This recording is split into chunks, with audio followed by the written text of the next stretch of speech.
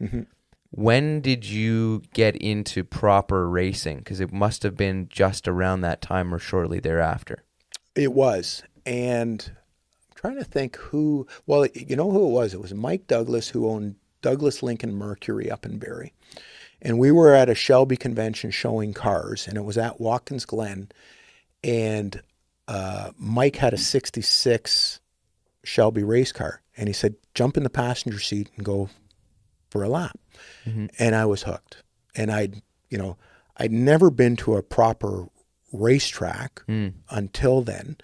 And it was just, it was intoxicating. Right. Yeah. So you get back to the shop. Yeah. And I you want to go decide racing. I'm going to go racing. So I go to the Bridgestone School at Shannonville. Yeah. And what's interesting is Peter McLaughlin was at the same school as I was, and he owned a company out of Chicago. I think it was Chicago Soft. I forget what it was. And we were at the same school, and he ended up buying SVRA, what I'm wearing on the hat, years later. And it was an interesting time because the vintage racing scene was really growing. And why vintage racing for you? Simply because of the business? Yeah. Okay. It made sense.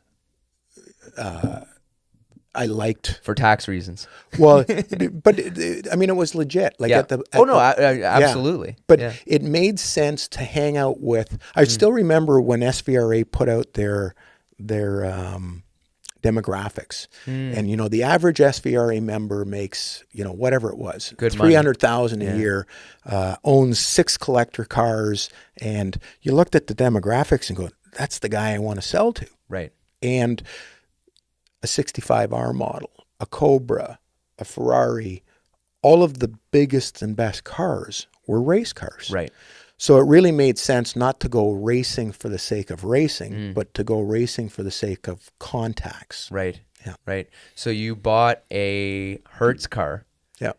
And gutted it and put a roll cage in it and just sacrilege and made it a race car. Original motor, virgin-bodied California car, pulled the numbers match engine out of it, stitch welded all the seams, put a cage in it, and decided to go racing. Did anyone give you shit for that?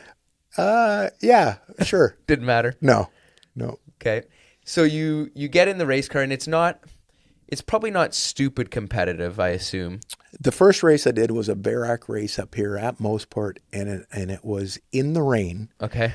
And in the rain with a 66 Shelby, and I won the race, which I thought was fascinating. It was part of it was, we learned to drive. In street racing, you're doing stupid stuff and skidding around corners and burnouts and things like that. And then growing up in the snow, you just used to driving.